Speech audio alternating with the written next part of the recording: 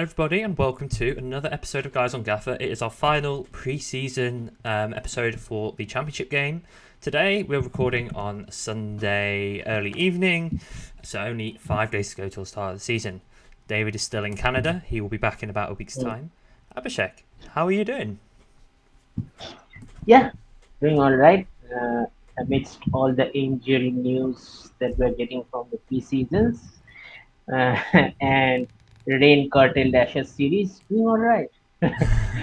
But preparation is in full swing for the start of the season. The championship, FPL, Serie A fantasy, whatever. I'm on full fantasy mode now. So drafts, planning, plotting, all is going now. It's full Yeah, on. me too. I'm in full tinker mode now. Gaffer, FPL, and to a lesser extent Sky, although I will try and give that some attention soon. We're nearly there. It's nearly the start of the season. It's good to get back into it. And yeah, shame about the Ashes. We were rather robbed by the weather last weekend, but there you go. See if we can draw the series. Right, so the plan for today, it's our final episode before the season starts, so we're going to do a few different things. So first thing, we're going to go through our table predictions. Second thing was boosts. Then our current drafts, which of course are subject to change. Abhishek's put together some stuff on who's currently injured, so that we have an idea of what players are sort of who might be coming back when. Questions. That's it, right? Have I missed anything? Lots to pack in today.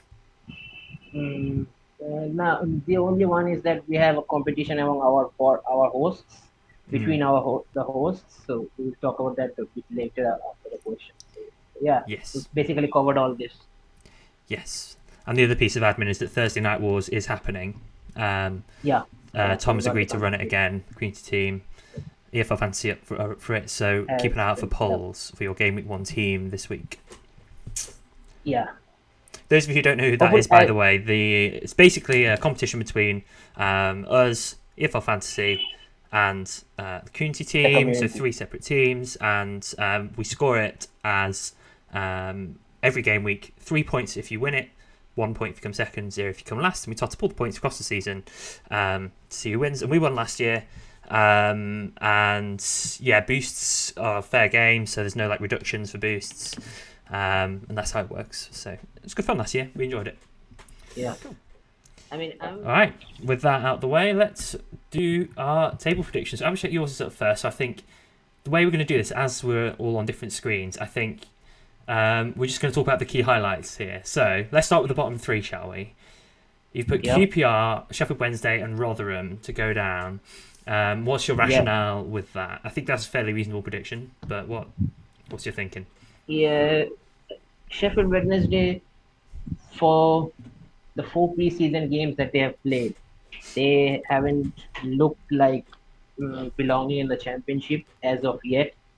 Don't know what is happening to their signings. They have signed a lot of defenders, but the thing is that they won the League One playoffs under a different manager who played a different system. Now with Cisco Muniz in, they have a whole new different system, out of which most of the people have to learn that system first in order to get acclimatized and then to play on the pitch, which is a tough job. So I'm not sensing anything happening unless something miracle happen, and they have found out a system to win games. Until that happens, I'm not seeing any wins for Sheffield Wednesday. Maybe the home games with the home support they can win, but away from home it will be a horror show, I believe. Rotherham, I've put Rotherham like last season, but hope, but they have done some decent signings. Some shrewd business they have done. They've signed a They've signed Grant Hall, who was there last season on loan, so they've signed him permanently. They've signed a midfielder as well, a holding midfielder who recently scored a gem of a free kick for in one of the preseason games, I think yesterday. So I have kept them. I still think their squad needs more addition so that they can avoid the drop. But who knows? The loss of Ogbene and Harding will be crucial, especially the loss of Ogbene, because he was the driving force last season. Who becomes this season's Ogbene is yet to be seen, but they have some wins under their belt in the preseason, so it's we'll see. But as of now, I think Rotherham finished in the bottom three, and QPR for obvious reasons. I mean, yesterday they conceded 5 goals. I don't know what is happening with their squad. I'm surprised that Cheer is also there, Willock is also there, Dykes is still there. Really surprised that those three are still there, and I'm still picking them to get relegated. I don't know. I think they also signed they signed a central defender from Stoke. I'm forgetting his name, but I don't see any improvement under Ainsworth. I don't know how they will do that.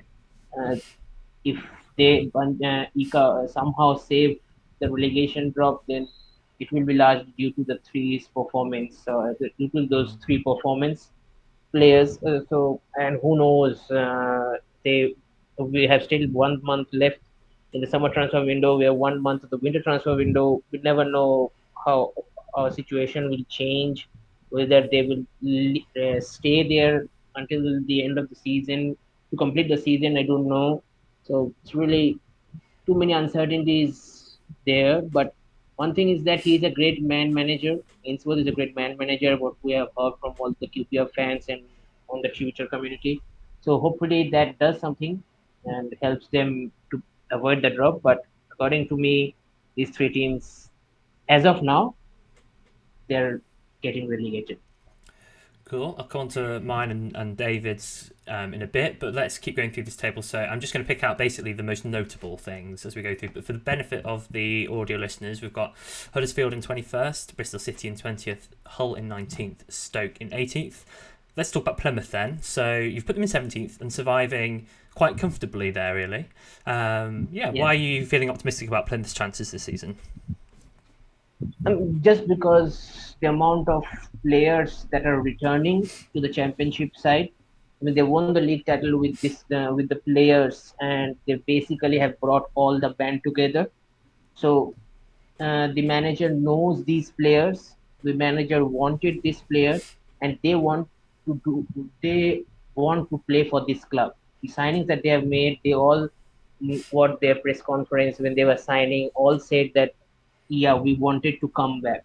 It's not like that all these guys were on loan.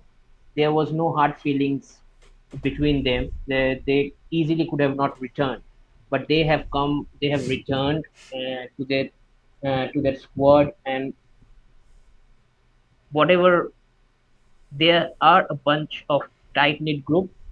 They play together well. The manager they play the system well, and Whitaker, the signings of Whitaker, Mumba, and I think Hirsch got to Ipswich. I think another one who returned. It's really, I mean, they're very good, especially in the home games. I mean, it's not a matter of joke that the team that promoted from League One, I mean, they scored 100 plus goals. So it's not a matter of joke that they will miraculously not defend well. They will defend well. Some chinks, there are some cracks which hopefully Schumacher will rectify it. I mean, the signing of Connor Hazard from Celtic should help them because I think last season he won the title with I think he was on loan in the Polish side, but I mean, championship category pedigree he has. I mean, he has won things. So he's not coming off where he was fighting for relegation. He was coming from the championship, winning championships. So that certainly boosts the morale of the squad that will fight for survival simply this season. I'm not expecting to do things that I expect from Ipswich. Plymouth will not do that sort of things. But especially in the home games, they will do the business, I think, to avoid the drop. Plus the signings that they have made, really shrewd signings, good signings, proper player signings that they needed, basically. Uh, so it's important that there is continuity. And basically all the 11 that started in the final game for the Plymouth barring Neil Ennis, all of them have returned. All right, the next notable one for me is you put Watford in 16th, Yeah, which is a huge drop and very low for such a big club. I think last season I predicted them 12. They finished 12. Yeah, So I'm to not. be fair, I'm you just I'm not understand saying Watford. them. Yeah, yeah. Plus, even though now Sar is gone, even though I cannot, as a fantasy manager, I cannot own Sar. I cannot. He irritates me quite a lot. But he was a guy who would have scored the goals. Now I don't know who will score the goals because the players that they have signed, they haven't played that many games last season, especially in the striking department, attacking midfield department.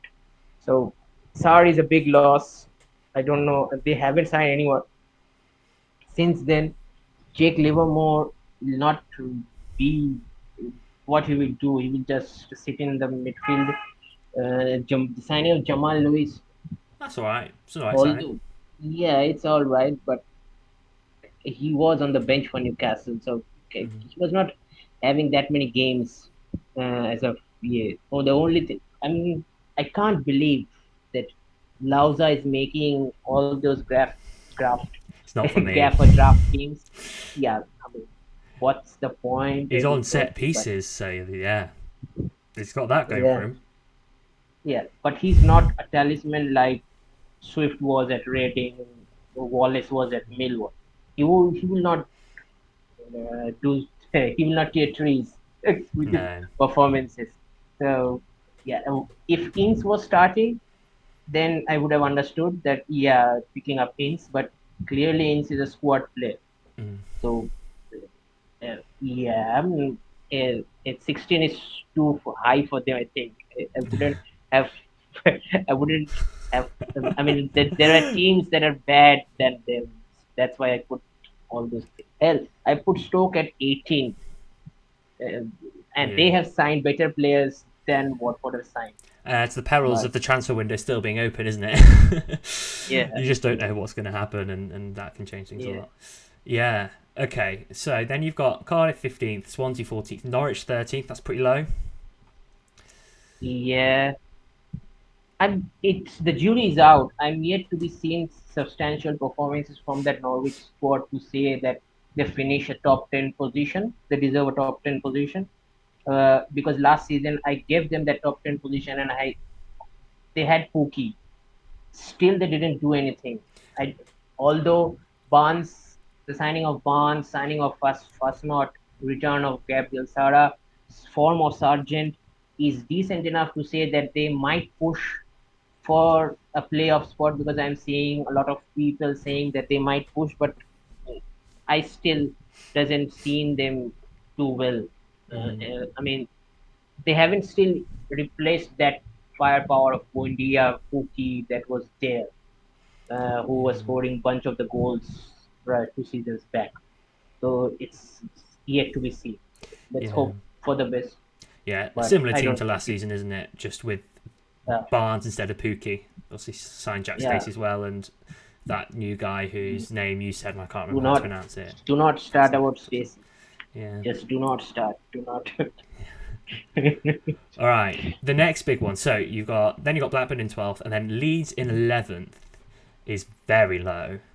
I think that's going to surprise a few people. What's your reasoning on putting them so low? Like not just outside the playoffs, but way outside the playoffs. The reason is that, as I told in the preview on our last episode, a lot of uncertainties regarding key futures of the key players. I he's Parke is still not starting Drama. He's the best right back. He's still starting Eiley. I think I Drama is don't injured, get by the it. way. Drama is injured. I did see something about that the other Uh, day. we'll talk about injuries a bit later because we have a segment of that. I'm not talking. I'm not getting into injuries because Okay. if leads and injuries are Well, yes. pretty much yeah. So we'll talk about that. But he's not. He's starting Eileen. I'm not too sure about starting Eileen at right back. They have signed they signed goalkeeper Dalo, which is good because you still don't know what is happening with Meslier. You still don't have Harrison for the first 4 games. You don't have the likes of Aronson. You have loaned them out. So although you have Cresswell, which is a good young player, he had a good time at Millwall. You have Gelhardt, who had a nice time at Sunderland. There are some decent players, but they're not make you a title chasing side. They are squad players. There's a reason why you have loaned them out when you are in the Premier League. They will not be good overall, but you have loaned them out your good players. You're not able to hold your good players, decent players. Say like a Southampton has done to some extent, but or Leicester has done to some extent. You haven't hold out your best players who you say can start week in week out. That's why I think. Plus, we'll talk about it more. There are what 6 injuries to your first team players. Um, it's really hard. I mean, It's not good, now is the it? prediction is looking now the prediction is looking good. When I did that 2 days back, it was not looking so good. But that's how my eye works sometimes. Sorry to all those Gaffr player owners that but but yeah, I see the Leeds finishing. They're not challenging for the playoffs, that's for sure. If they move as far as 8 or 9, they will finish. If 11 is much lower, but to me, it feels like they'll finish there. Interesting. It'll be a Very hard season interesting. for them. I can understand the logic. I don't agree, like in terms of what I predicted, but I do understand the Yeah, logic, particularly with injuries. yeah. Okay, so next we've got 10th Ipswich, 9th Birmingham, 8th West Brom, 7th Preston. So let's talk about your top six now. 7th Preston is quite high, so Mm. maybe we'll weave this into what you talk about in terms of the playoffs. But you've gone for 3rd to 6th of Middlesbrough, Sunderland, Coventry, and Millwall in that order from 3rd down to 6th. So those are the four teams. So Middlesbrough and Sunderland getting in again, Millwall making it this time. Oh, and Coventry getting in again. Sorry, so 3 of the 4 from last year. Yeah, Yeah, tell us your reasoning. yeah. I think the signings that the I mean, 3 to 5 have made this season. I mean, if you are not challenging for the playoff spots or the championship title, then that's a waste of a transfer business that you have done, and your coach manager is not guiding your club to the right direction. That's basically it, because you have improved your squad by leaps and bounds with the signings that you have made. Especially, I mean, Coventry, what they have lost two key players in Victor Gyökeres and I think Fenketi Dabu, who were playing in the championship final. Yeah, I wouldn't Apart call from them a that, key player, but yeah, yeah. but I mean, they play in the championship final, so it's a key position, and you have replaced them with what 2 to 3 players each. Still think Coventry needs another attacking winger of sorts, but I mean they have done decent business so far. I mean in terms of strengthening their defense in the midfield. If Gustavo Hamer leaves, then they have that cover, I think, in the midfield of the park. But still, they will need to sign another one because O'Hare is out until January, I think. It's a long-term injury, so he's. Yeah. I mean, they can't afford to lose Hamer, but you can't say no to player ambitions. If a Premier League player comes or if a European team comes, you can't say no to that because they have the pulling power as well. So yeah, the business what I've done, Coventry is fifth, Sunderland similarly. I mean, there is a contract situation of Ross Stewart. He will not sign a new deal because he has rejected their final offer.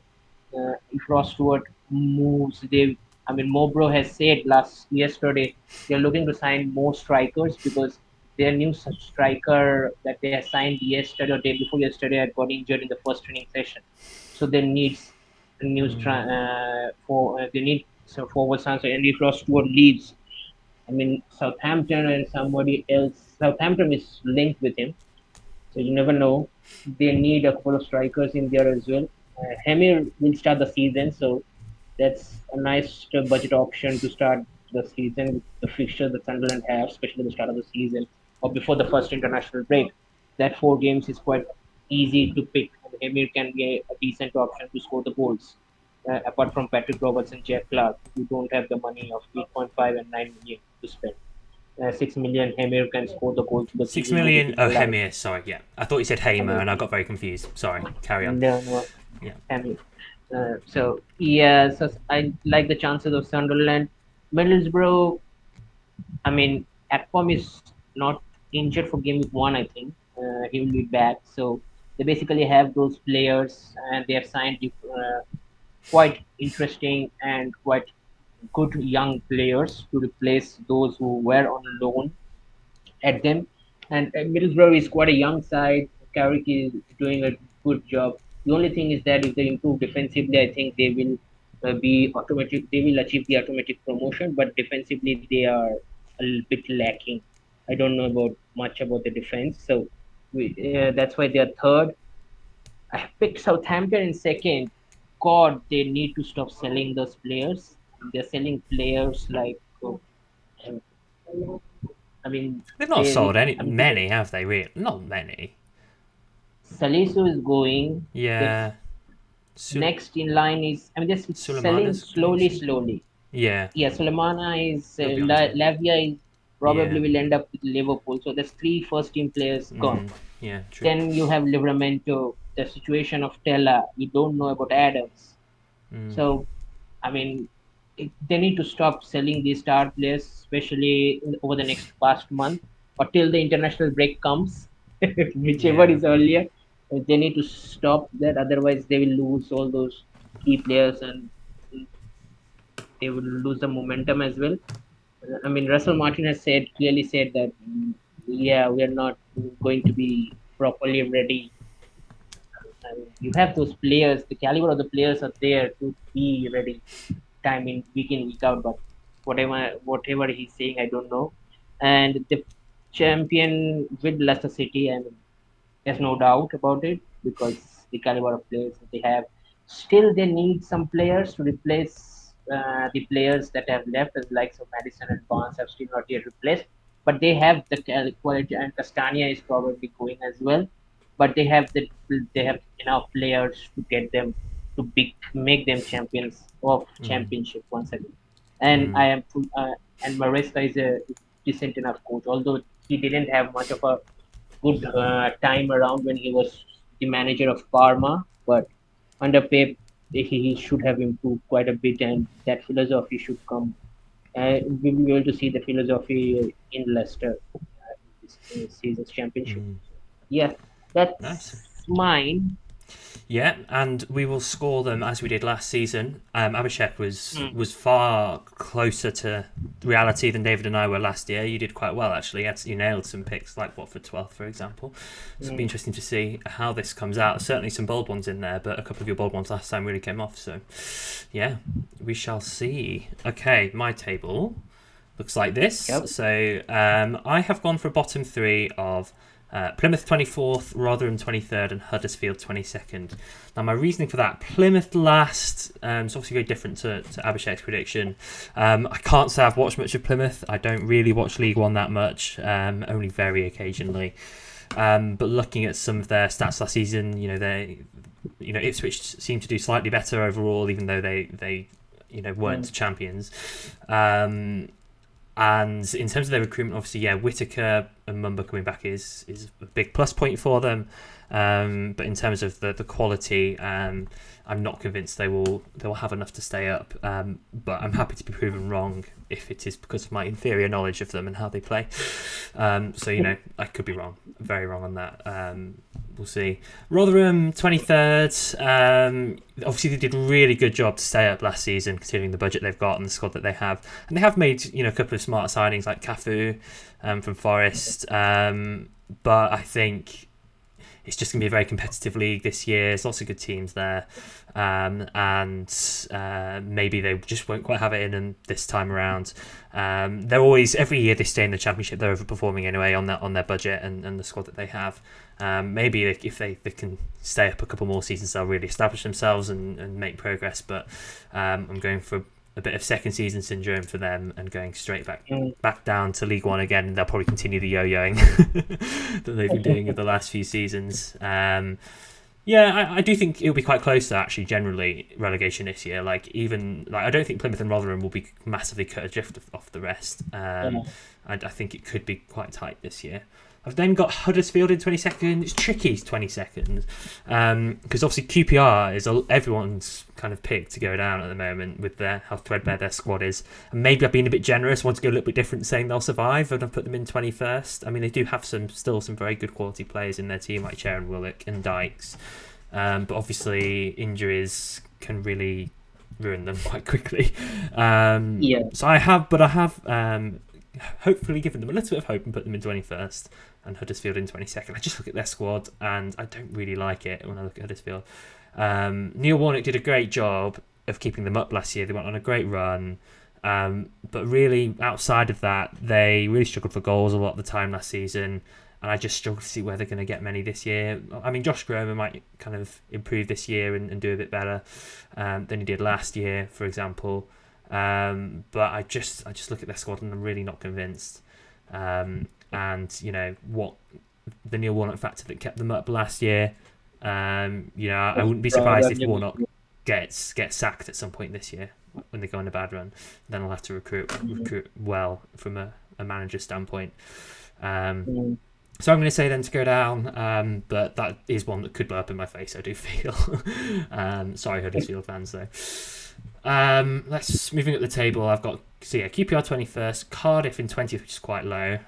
Sheffield Wednesday 19th. So in contrast to you, Abhishek, I think there's more to come from Sheffield Wednesday in terms of the transfer market and signings. I think they are going to strengthen, and that is their plan. And under that assumption, I think they'll probably have enough about them to stay up. As we discussed kind of in our last episode, Munoz likes quite a solid style, but also play some good attacking football, and I do think they will probably score quite a lot of goals, or score more goals than Plymouth. It's really funny. I've put Preston in 18th and you put them in 7th, so that's quite the contrast. Again, I just feel like a lot of squads have improved and theirs hasn't really. I mean, they've signed Will Keane, that's not too bad. Have they signed anyone else of note? I just think they'll struggle for goals, to be honest. I mean, Will Keane's not a bad striker to have, but I just don't see much creativity. They've signed Frokjar Jensen from the Danish league, who's apparently got some quite good stats behind him, but who knows how he'll adapt to the championship. It's just a very uninspiring squad to me, and I think they might have quite a big drop off this year, and hence why I've put them in 18th. But again, they're a team that can be relatively solid at the back and could prove me wrong because of that. 17th Hull, 16th Blackburn, so quite a regression for Blackburn with their kind of lack of budget and Brenton Diaz having moved. 16th could be too low, admittedly, and I did predict them to drop off a lot last year, and they proved me wrong on that as well. So yeah, I do just think they'll struggle a bit more this season with Ben Brenton Diaz gone and just the lack of signings, really. But 16th is certainly a very pessimistic prediction for Blackburn, I will admit. 15th Bristol City, 14th Watford, so not actually that far away from where you put them in 16th. Similarly, no Sarr, who obviously kind of kept them going a bit last season, and it's not a surprise to me that he's gone now. And the rest of the side, particularly from an attacking standpoint, again, they've just got worse and worse and worse. They, go back to the start of last season and the season before, they had quite an attractive sort of attack. But Healy, uninspiring. Other options, Bio up front. Keenan Davis they had last year, who was all right. I wouldn't rule out Healy as of yet because we haven't. He only played 4 games and was out injured. So I really didn't. Before that he was at League 2 and he was scoring goals for fun. So really, you have to see about Healy, but. As of yet, it's Watford. Even though you bet on somebody and the team that he's playing, it's Watford. So, it's not going to happen.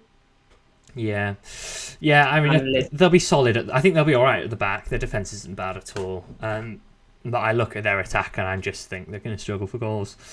So that's the kind of reasoning there. Then I've got Stoke in 13th, Ipswich in 12th. So yeah, we've both kind of had Ipswich in the top half. Yeah, I mean, we could just, it's probably worth mentioning them now considering they're a promoted club. But I'm guessing we had similar thoughts. You know, they had a really impressive record in League One. Their attack looks really good with Chaplin, Broadhead, Ladapo, and obviously we all love a bit of Leif Davis in our teams.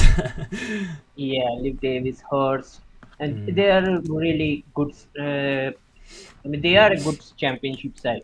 It's hard to say that they have come up from League One, but judging from the players that they have, the quality of the players that they have, they are a decent championship side. So hopefully they will do their fans good and not suffer League One football once again. Yeah, it'd be interesting to see if everyone's right about them in terms of them doing well, or whether they will just really flop and actually be in a relegation battle. It'd be interesting to see. It'd be funny if that was the case. All these experts bringing them in. Some of them in the playoffs and stuff. Anyway. Birmingham 11th. So we both went for improvement there, didn't we? With their business, the likes of Dembele and Laird coming in and others. They should be comfortable this season. And the top half finish is certainly achievable, and we've both gone for that, haven't we? Swansea 10th, Norwich 9th. Yeah, before you move on, what are you seeing in Swansea that you have put them on 10th? You put them 14th, didn't you? Yeah, because I know Pirro is going. And they don't have a decent goalkeeper. I mean, all we are hearing from our Swansea correspondent Duck as well, that they have medicals booked. But until and unless I don't know much about Duff Ball. I'm sort of going to assume they get a better goalkeeper. I do think they'll score a decent amount of goals, but they need to score. The Pirro basically dragged them last season. I don't think Yates will do that. If they are to hold Pirro somehow, then I think Swansea can finish. But basically, I don't know what you are saying as of now. Well, I think Yates scored 14 goals in a poor Blackpool team that didn't create many chances, and I think he'll get much better service. I think he'll do quite well this season. Could easily get 20. Yeah. So I do think. But they don't have Manning as well now. No, but Key's not a bad replacement. He's coming with good stats. So I think he could be all right. I do think defensively they're still not looking that strong, to be honest, and that may well be their downfall. But Duff is apparently a much better manager from a defensive standpoint than Martin. So they could be a bit better set up, and I do think they'll score a good amount of goals. But I don't think they'll threaten the playoffs personally. Okay, so Norwich 9th, Coventry 8th, West Brom 7th, and then this is my 3 to 6. So I've got Leeds in 3rd, Sunderland in 4th, Middlesbrough in 5th, and Millwall in 6th. So Leeds in 3rd, as opposed to your 11th place pick. They're just they are a strong team still. Ampadu's a good signing. Bamford getting injured is a problem, and Rutter, so now they do have a striking issue. This happened today, and I did do these predictions before that. So they have now a big strikers problem. Obviously they could well lose Nonto. Leeds are dependent now on Dan James and Sinistera to score the goals. They don't have and probably it gives an opportunity to Gelhardt. Somerville could come in. You could do all right. Yeah, but all of these 4 are wing players. They are not proper centre forwards, which they are lacking now. Yeah, but I do think that they are, they still shouldn't be counted out. I think that they are a very strong team, and I think if they don't get perfect, it's been a disaster of a season. Even with the injury issues that they've got at the moment, I think they've got to be. They've got to be looking. I mean, if you ask any Leeds fan, they'll be saying that they're looking for top 2 this season. I think maybe there'll be a few more concerns right now, but if they do some good business for the rest of the window, I think playoffs is fine, to be honest. I don't think they'll have too many problems getting in the playoffs. I've gone to Sunderland next. I just think they'll build on a strong season last year. They've recruited well. Obviously they need Stewart back fit. You said he could be on his way, which is interesting. I haven't seen anything on that yet. But if he does indeed stay, and we get close to a full season of Ross Stewart, then you saw how well they did without Stewart and Sims for a good chunk of last season. They still went on a charge for the playoffs and made the playoffs. So they're a very well-run club at the moment. They are, I would back them to make the playoffs again, and I've put them in 4th. Middlesbrough in 5th, a slight drop-off, but not a huge one. No Cameron Archer at the moment. I guess Force will probably play alongside Akpom, who's not a bad replacement at all. But yeah, no Giles either. There's just a bit of uncertainty around Middlesbrough at the moment. They've not done much business. But I think Michael Carrick's obviously done a fantastic job, and they have enough about them to make the playoffs again. Their squad is strong enough. So yeah, I think they probably won't challenge for automatic promotion just because everyone else is so strong. The 3 that have come down are the strongest we've seen in a while, I feel, in terms of relegated teams. So I just think it's going to be a bit too difficult for them to challenge up there. But I do think they'll have a decent season again. 6th place I found really tough to call. I struggle to find kind of compelling reasons for any of them, and I was always able to think of a counter argument to all of them. It's like Norwich. I think they are not really any different squad wise to last season, and they'll probably be in the mix, but ultimately Ashley Barnes is potentially not the guy to lead the line there in terms of your sort of 20 goal a season man. He did all right for Burnley last year, but not a fan of that signing. Coventry, obviously, with the loss of Victor, it's so huge. I think they'll still have a decent season. And as you said before, they have recruited well. So I've put them in 8th, but you know what? It wouldn't surprise me if they did sneak into the playoffs again, just because of how well they have replaced a lot of the players that they've lost. They just need some more defensive reinforcements, really, at the moment, I think. And then West Brom in 7th. Yeah, big team, aren't they? A good squad on paper. They vastly underperformed last year. But then they have their issues. Their away form in particular was shocking last season, so couldn't quite justify it. So I ended up on Millwall as the other playoff team in the end. And the reason I landed on that is because I wasn't on them initially, and then the more I thought about it, the more I thought, actually, I will stick them in, because I agreed with you on this, Abhishek. Their squad's pretty much the same, with a couple of reinforcements. Like Nisbet, I think, has done well in pre-season and could be really, really good addition. And now they've got 2 good strikers there. So even if one gets injured, I think that they're both very, very capable. Obviously, they've still got the likes of Fleming. They brought in Brian at the back, who could do quite well. I didn't know he was at Nice until I was listening to EFL Fantasy yesterday or this morning. They'll remain solid at the back as always. I think they will add a few more goals with Nisbet. So for that reason, I've put them in 6th. But yeah, it's such a tough position to call. I really struggled with picking that one. On to the top 2, same as you, Leicester and Southampton. Just think they'll be too strong. Southampton actually still look like they've got a really strong squad. They've not lost too many players. They have lost a few, like you said, but they've still got a great attack.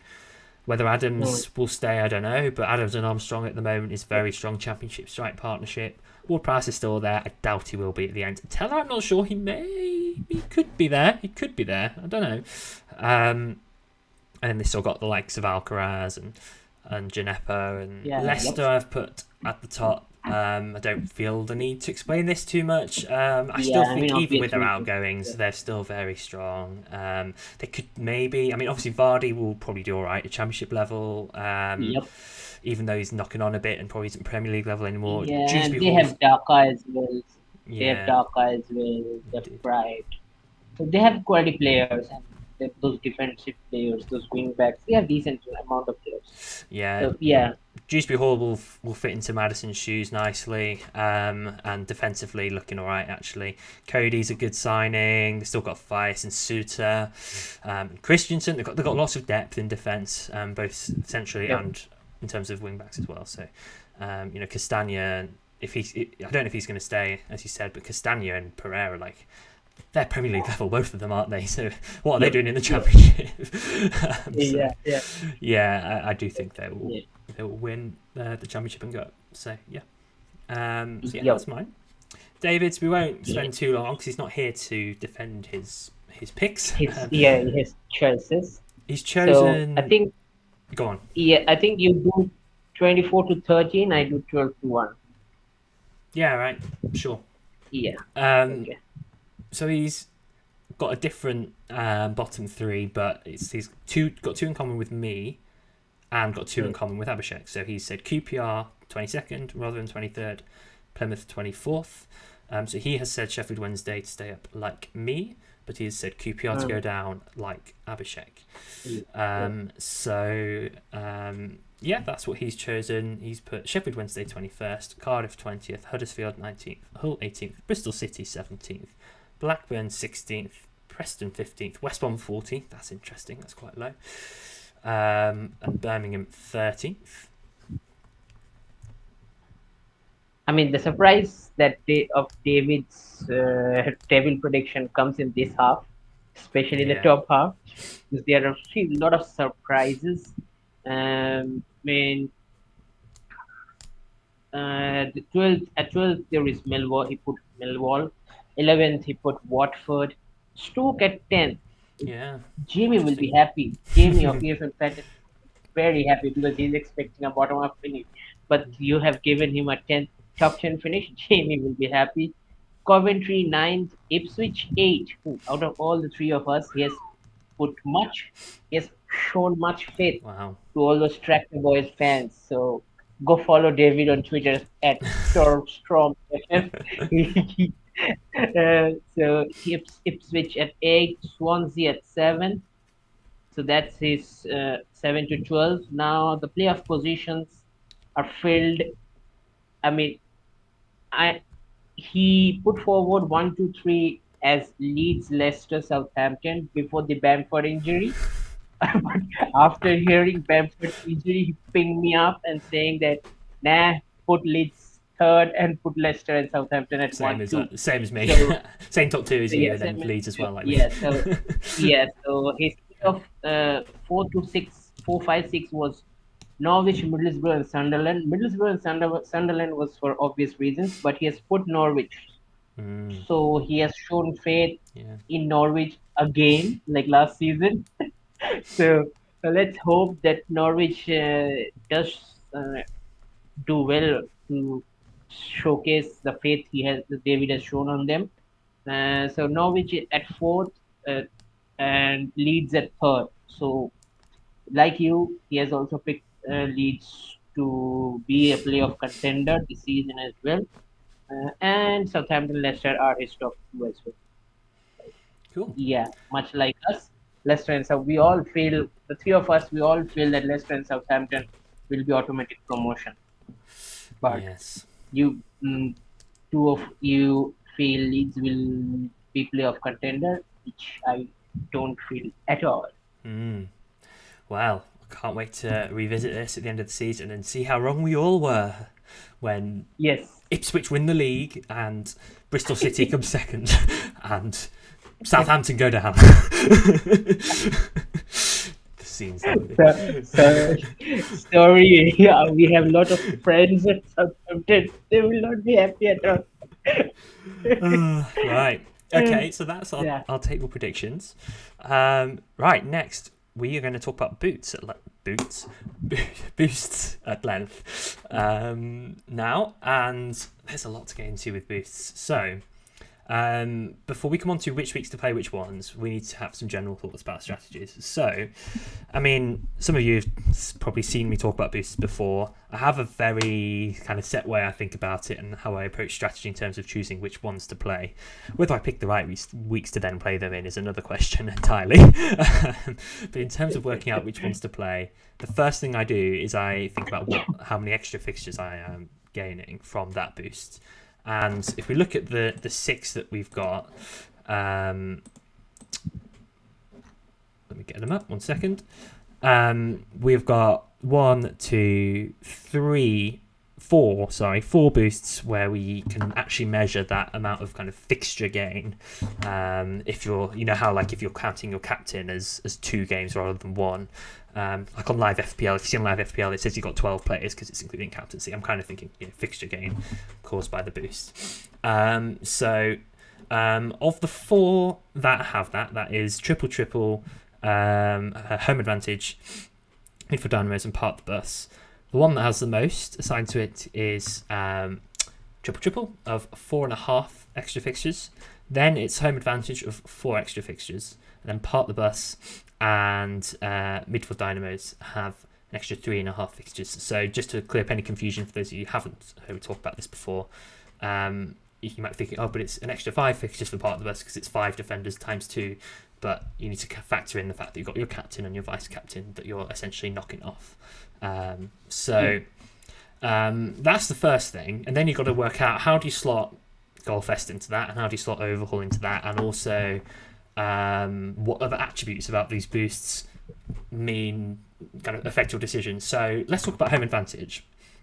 Now, I've always hated home advantage whenever it's cropped up, and I've never played it.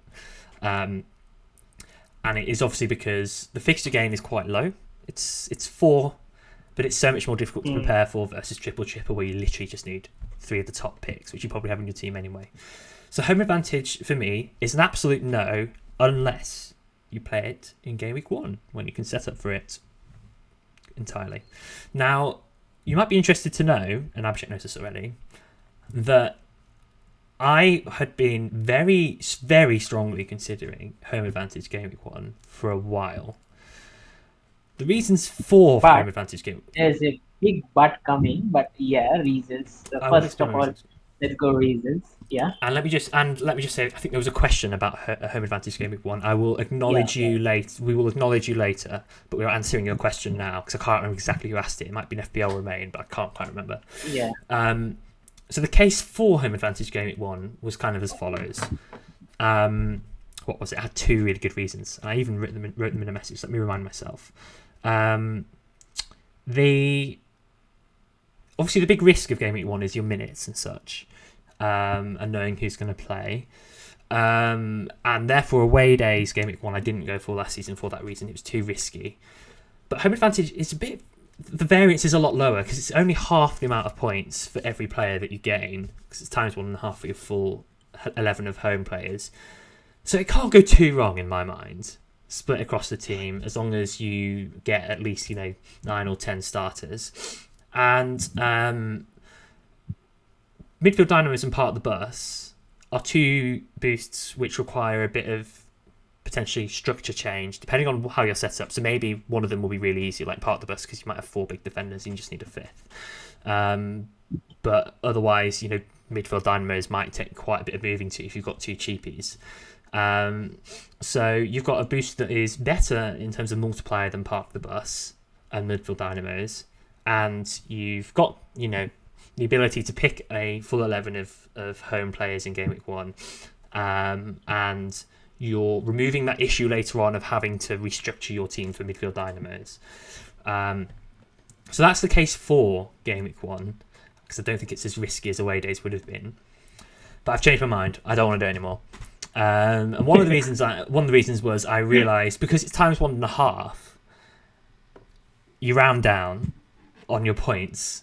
Let's say like half your players get an odd number of points. That's like 6 points less you could end up with, and then you're actually probably down to, in effect, like a 3 or a 3.5 multiplier. You're kind of down to like part of the bus midfield dynamos level or a bit worse. So actually, it's probably, even though it's fixture gain of 4, each of those 4 is made up of halves. I hope you're following me on this. I hope this is making sense. And because of all the rounding down that's possible across your 11 players, you're probably going to lose a chunk of points, and it's not actually that good. So that was the first thing that went into my head. And then I was just like, yeah, because of that, maybe it's just not that good when combined with the fact that we don't know minutes as a certainty for a lot of players. So that's home advantage. So let's pretend we're not playing home advantage for those reasons. Some of you may want to do that, and you could do. As I said, we're complicating things now. Right, let's pretend home advantage is out. Triple is a must play. You're doing it wrong if you're not playing triple. Yep. I know there's like play your own game, but it's there's no setup required, and it's the best for multiplier. And then I think probably part of the bus and midfield dynamos, are the next best two, because I don't like Goal Fest in single game weeks, because it could really bomb, could really go wrong. When you're relying on just goals, you could end up with only 2 goals and gain 10 points for the boost.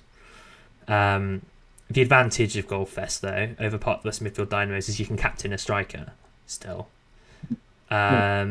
So if we've got a couple of strikers that are absolutely smashing it, and we don't want to lose out on their points from captaincy, I can see. I mean, I mean, in an easier way, like me, I don't do much of stats. In an easier way, if you have 7 attacking players who are on form, play Goal Fest. If you don't have 7 attacking players who are on form, do not play Goal Fest unless it's a double game week, because you never know, in a double game week anything can happen in Gaffr.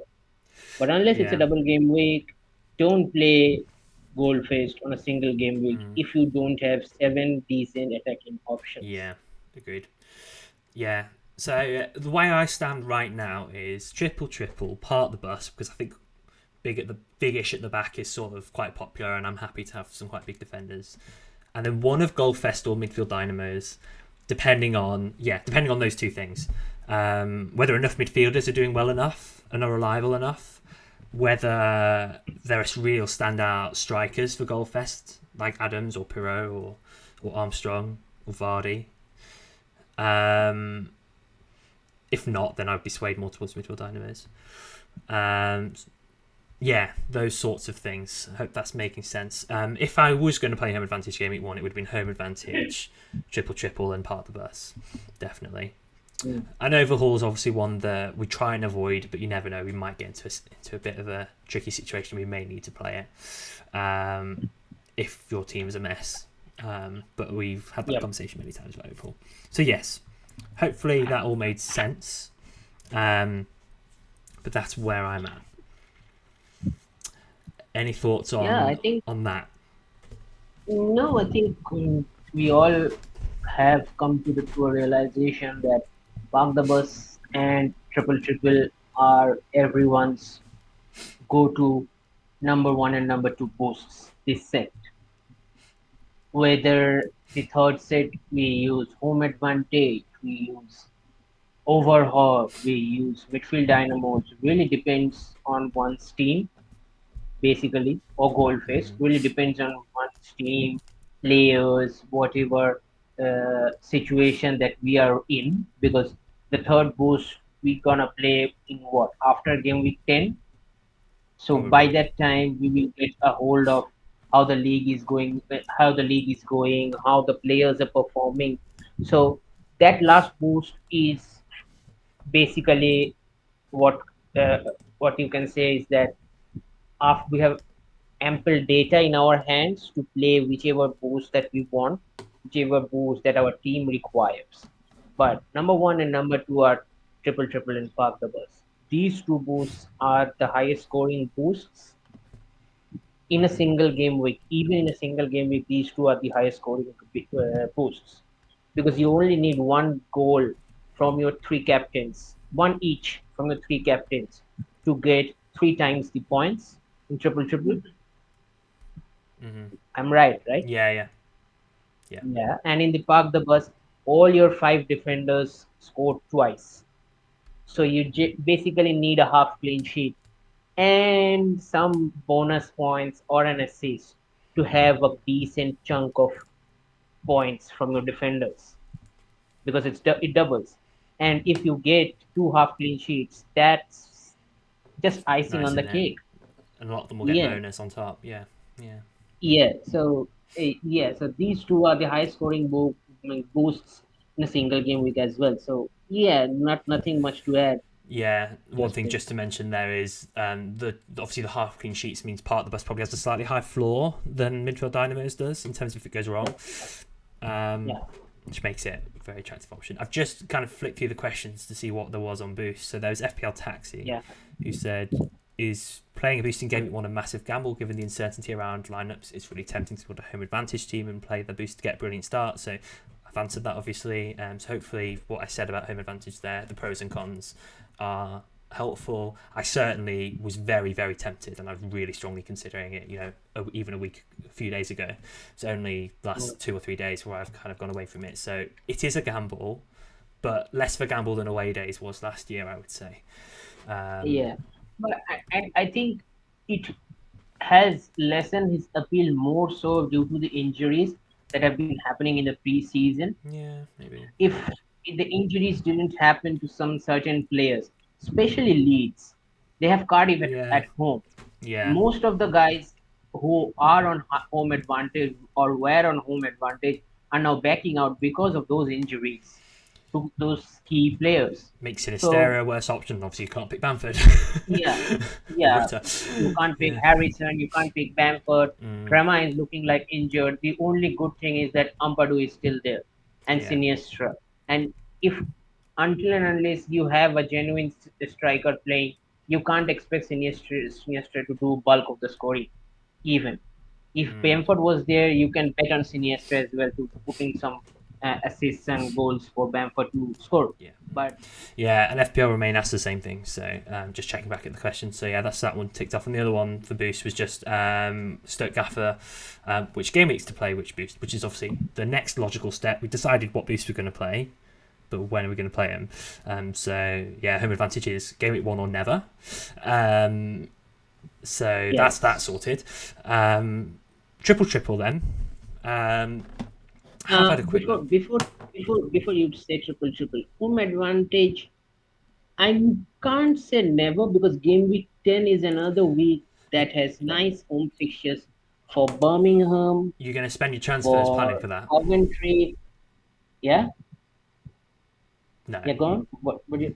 You're not going to spend your Huh? You're not going to spend your transfers preparing for a home advantage after game week 1. It's Yeah, not worth no, it. no, but Even yeah, if no, the it's not. fixtures are good on paper, no, I would just don't do it. Just don't do it. Yeah, but you can play because I'm saying you can play it on 10 because you don't need many players to bring in because the home games that are at 10 are of the clubs of Birmingham, Coventry. You're going to have Coventry players. You're going to have by that time Birmingham players at least one, or you have started with Laird as well, or Ricky Dembele, I don't know, depending on the price points that your drafts have. Ipswich has a home game against Hull. Leeds has a home Leeds and game Leicester against at QPR. home. Yeah. Yeah, Leicester at home, Middlesbrough at home. So uh, West Brom home Plymouth at Leicester. home. Plymouth at home looks like a decent team at home. Sunderland at home, and Swansea at home against Norwich, Yeah. and West Brom at home against Wednesday. I suppose you could fall into So, that, couldn't you? You just might just yeah, happen to have 10 or 11. It could because work, but only if you yeah, fall because into it. I wouldn't spend weeks planning for it. yeah, yeah, no, yeah. Do not plan for it. The only reason I say number 10, game week 10, because I know because Laird is a popular pick, Dembele is a popular pick, and rest of the squad that you have already, you have players that are forming your core team of that draft come game of for that game week 1 draft. Mm. So it might be an opportunity to play game week 10 because if I, it's the championship gods has been kind to us in terms of fixtures, at least in the first 15, to play good boosts. Yeah. Because 10 seems like a decent enough week to play a boost, even if you miss the opportunity. Because by game week 10, you will have Bamford back, you will have Harrison back, you will have full strength lead squad back. Mm. So, might work well for you. And they face what? Cardiff? QPR. Yeah. They're facing QPR. QPR. So, yeah, it will be fun. Yeah. But That yeah, makes sense. Yeah. That's home advantage input from me. Let's move on to triple. What you're saying? Triple. There's a few options. Game week 5. Middlesbrough QPR at home. So you can have Akpom if he's back, assuming he's back fit. You can have Akpom, and then you've got you do have Leicester against Hull, so there's an option there, and Leeds against Sheffield Wednesday at home. So your key attackers could be an option there. Southampton have Sunderland away, so that is tougher. If you're looking for if Adams and Armstrong are the guys to go for, then you're probably looking at like game week 4 where they've got QPR at home. And then Leeds have Ipswich away, Leicester have Rotherham away. So game week 4's not bad. They're all away games, but that's good fixtures. Are there any others you've spotted for triple? Mm, Let's see. It's might be eight or seven, 7 or 8. May be confused because I'm seeing the fixtures now, and because the likes of Middlesbrough have what in 7 and 8. The 7 they have Sheffield Wednesday. Hmm. Leeds have Hull. Leicester, although has Norwich, but I But guess Leicester yeah, will come on that's the fine. right side of that. That's all right. Coventry Yeah. faces Cardiff. Yeah. Bristol faces Plymouth. Yeah, but we're not going to be Blackburn. tripling Bristol City players or Yeah, Burton. no. We're mainly just looking at the main 4 or 5 Yeah, teams. and Something. Swansea. Yeah, Swansea face QPR at 7, Yeah. Yeah, that's good. and That's good for a Pirou or Yates if Pirou yeah, is there. and West Brom faces Watford. So by Hmm. the time you get to see which Watford will come up, Yeah. if the disastrous Watford comes up, then triple is logical is logical for owning West Brom players like of Asante Samuel and Diangana and Wallace Swift. But if a decent enough Watford side comes up, then West Brom players are not an option. Mm. So yeah, 7 can be another option for triple if not for the week that Joe Yeah. mentioned. Yeah, 14's all right as well. Southampton have got Birmingham at home. Leicester have got QPR away. He's got Huddersfield at home, so that's quite good. That's quite a good one. Middlesbrough have Stoke at home for Akpom. Oh, Cardiff. Hold on. Cardiff and Watford have blank games. I was confused Uh, by that when I saw it on the fixture ticket. in I game don't week know if that's right or 11. not because I couldn't see it. I looked for it looked for like news headlines for it, and I couldn't see anything. So it'd be good to get clarity on that. Is that like Okay, a so glitch, yeah. or Okay, have we missed so something? yeah, we'll confirm that in the next episode. Yeah, We'll see. Because I have seen this for the first time today. Because I haven't flicked towards the 11 to 20 section of the fixtures. I'm seeing blank. So what happened? I need to have yeah. some information about it. We Yeah, need to so work we'll that one out, won't share. we?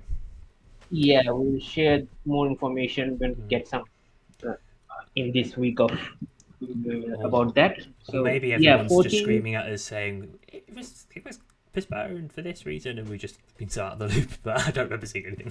Yeah, yeah, we can't say uh, anything without confirming ourselves by ourselves first yeah. because we need to know as a fantasy manager. We also need to know whether we own I'm sure Angus Watford would have players. tweeted about it, wouldn't he? He always did it last year. Yes, so but also to be fair to everyone, it's game week 11. So we have what 2 months time. Yeah. We'll get to we'll, more news will come to light by that time. So Obviously, it yeah, changes our boost strategy if there's a double game week and go 1 to 15 because of that. yeah, yeah, uh, yeah.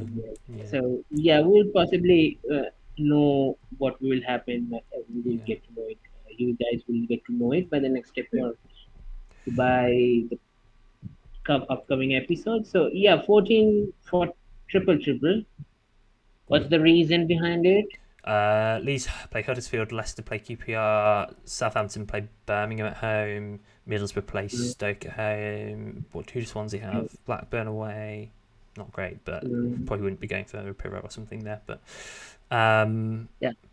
but yeah, some good options there.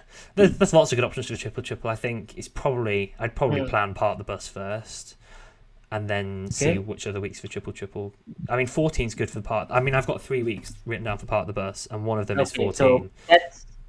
that's about triple. Then let's move on to park the bus. Yeah. For your weeks, you thought about playing park the bus. Yeah, so I've got part of the bus down for those similar fixtures. Your Leicester defence, your Southampton defence, or the Birmingham might be alright, but Yeah. your Leeds defence. I've also got 11 written down, so I'm going backwards here, but 11's there. What have we got? Swansea play Plymouth if you happen to have Key or something like that as your fifth. Southampton Rotherham, that's really good. Leicester Stoke, Leeds Bristol City is okay. It's okay. So this is game week 11, right? Game week 11. I mean, I've currently got double Leicester, so I'm quite happy with that. And you could Yeah. have double Southampton against Rotherham, like you could have Manning and Livermento.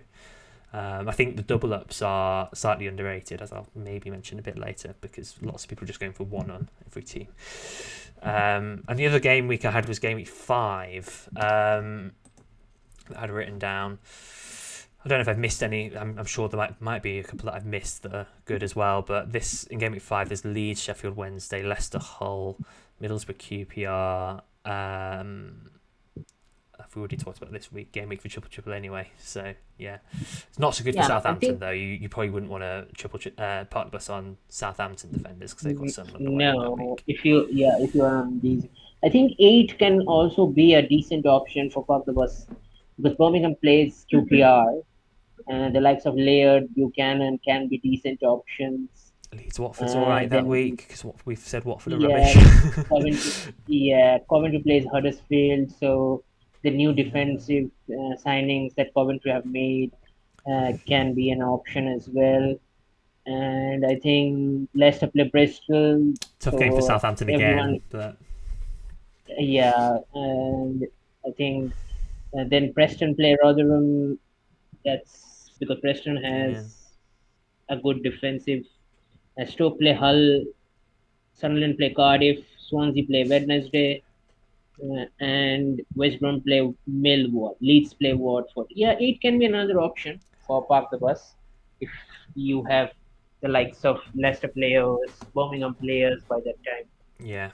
If the Older have Southampton double up is on and they're Livermore and Manning are smashing it, then I'm looking at game week 4 at home to QPR, and I'm looking at game week 11 as mentioned. Maybe game week 13 against Preston, game week 12 against Hull. One of those, like, depends. I think the key thing with Tottenham is going to be just waiting the first few, maybe 4 or 5 game weeks, just to understand where are we going to want to yeah, double up and really target that fixture yeah, that you want to double up on. Is it the Leicester wing backs? Is it the yeah, Southampton wing backs? Is it Leeds? yeah. Is You it need someone else that we've not you need considered? especially for defensive signings or defensive players to bet on. You need 5 weeks data to know that they're starting 5 weeks, week in, week out. That's 5 matches they have started. So they will assured of a start in the next game weeks. So that tells you that who will be your left defensive pairing for all those 24 teams by that time. So after game week 5, it's better to play the Park Bus. Yeah, I like the idea.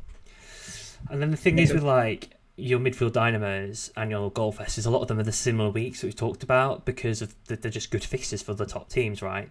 Yeah, And I think it's quite hard to tell now the best weeks for those attacking ones because we're not sure who the best attacking assets are. You know, the popular picks.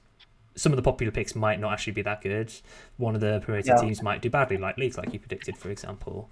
So I think just maybe wait a bit on those on Goalfest or Midfield Dynamos and just see what happens and just assess a forwards looking better or are midfielders looking better, yeah, and which fixtures are the ones you really want to target. Again, with doubling up on a particular team, maybe you want to double up on yes, Teller and Alcaraz or Gineppo or something. Maybe you want to double up on Sinistera and Dan James or Somerville or something like that for midfield dynamos. I'd be hesitant to really say that I'm looking at a week and thinking I'm likely to play that boost there because I just want to wait and see on that. What are your thoughts though? Do you have any weeks that you've got earmarked? no, certainly for game. I mean, as you said, Goldfish, maybe 13. You said 13? No, I don't think we have. Yeah, 13 can be a good one for Goldfest, I think, if you're playing. Because Birmingham face Hull, Coventry face Rotherham, Ipswich face Yeah, Bristol. But the thing is that Leicester faces Sunderland. That's quite tricky. Middlesbrough could be face goals in that Norwich. game. It's quite tricky. Yeah. And Plymouth plays Sheffield Wednesday. That's League One matchup. So there will be goals, I think. Plymouth at home. Millwall play Blackburn by the time. Who knows what Blackburn will turn out. West Brom play QPR. You never know. Swift and Wallace can turn it up. Shanta Samuel can do things. Is doing good. So West Brom QPR can be another one. Southampton Preston can be another one. Leeds face Stoke. You never know what kind of Yeah. Stoke. Swansea face Watford. So yeah, Goldfish. you can have a midfield dynamos also, because the teams that I mentioned, a lot of people has a certain midfield players for them as well. So yeah, it can be another option for as well. Yeah, it's very much which, because obviously it's very easy. I find myself automatically drawn to Leeds, Leicester, and Southampton when I look at these boost fixtures. But we do need to make sure we're understanding that we will find out which of the other teams are starting well. Like, is Sims going Yeah. to be a fantastic option? The Sunderland, like also midfield dynamos, maybe you want to look at the Sunderland mids and maybe they start really well. And you've got game weeks like game week 8, which you mentioned that. I don't know, but anyway, you've got game week 8, Sheffield Wednesday at home. In fact, 6 Yeah. to 8 are all, in fact, 4 to 8 are all good fixtures for Sunderland. Sorry, not 4 to 8, that's Swansea. Oh, I was looking at Swansea, not Sunderland. But still, 5 to 9, sorry, are good for Sunderland. QPR away, Blackburn away, Cardiff at home, Wednesday away. And maybe you want Clark and Roberts because they've started really well and they've got good fixtures there. So, Amira is doing wonderful. maybe Sarah at So Norwich becomes a fantastic option. You want to yeah, target a good fixture I for mean, him. Who knows, you know? yeah, I mean, you have to see if it's a tough matchup. You have to see how those defenses do. Don't shy away from playing a boost if again for if you don't shy away from those things that yeah, it's a tough game week, I'm not going to play that boost. No, it doesn't work like that, because in championship there will be goals. Hardly we see a nil-nil apart from Preston. Every time Preston plays, there is a nil. Apart from that, Yeah. every side score goals for fun. So yeah, I mean, don't bother about the fact that they're facing Middlesbrough facing Norwich. I'm not going to play a boost. That doesn't work like that. Even play the boost, because there will be goals in that match, Yeah. and those goals will be scored by those important players that you want. So why are you wasting an opportunity? Yeah, so So hopefully I that's think, been useful, and I those think thoughts will help you that covers the approach. boost Yeah, thing. yeah, indeed. All right, do you want Yeah, to do your I think that's it. injuries piece? Yes. So let's start out the injuries. That we could bring out the note. Yes. So let's start with Blackburn. Their new signing, Arne Sigurdsson, is out for 8 weeks. So those of you, I've seen quite a lot of drops who have Sigurdsson as your punt for 5 before the transfer, before the international break comes for the first 4 game weeks. It's not going to happen because he has injured. He hasn't played in a preseason match, probably a half preseason match. So he's out for 8 weeks, I guess. So he will be back after international break. Second person is Chuba Akpom. He will be back in game week 2, possibly, because Carrick said on the previous friendly match, the chances of playing Akpom in game week 1 are very slim. And they also have an injured striker as well. So Force should start game week 1 at center forward position. So there's an Interesting, option interesting option for us. for you, because yeah, because they don't have any center forwards. They all have midfielders, and Silvera, Morgan Rogers, Alex Gilbert. They all are wingers, plus Hackney and all those guys. They are not center forwards. So Force is the only center forward they got, and some academy lad. Don't think Carrick will jeopardize playing that academy lad on first game week of the match while having Force. So Force, if there's a high chance Force can be an option. Whereas Jamie will be happy to hear this, because he has apparently Force Yeah. in his game week 1 draft. I don't know that is his final draft or not, but he says he will do wonderful for him. So hope for the best. So Jamie, you got 1 game from him until Akpom returns in game week 2, and you have to sell him once again. So that's, I think, Middlesbrough, the Black Bundan, Middlesbrough ground. Now we come to the big news of Leeds. We already knew Jack Harrison and Tyler Adams were out, and they were out. They will not be fit before the international break. So these two players will come into picture only after the international break. Now we got the news of Bamford and Reuter getting injured while playing today's friendly. And Fark said after in post match interview that he doesn't know what is the situation, current situation, and whether it's long term, short term, mid term, he doesn't know. So better watch out for it. But hamstring injury, he probably misses game week 1 and 2. So that's 2 game weeks he's gonna miss for sure. That's the four I had regret. The two that came, and I think there is no more injury news regarding. But I think there are few transfer news which will come to, which we'll see in the next upcoming days because they have few transfers lined up. Now moving on to Leicester City, Conor Cody is injured.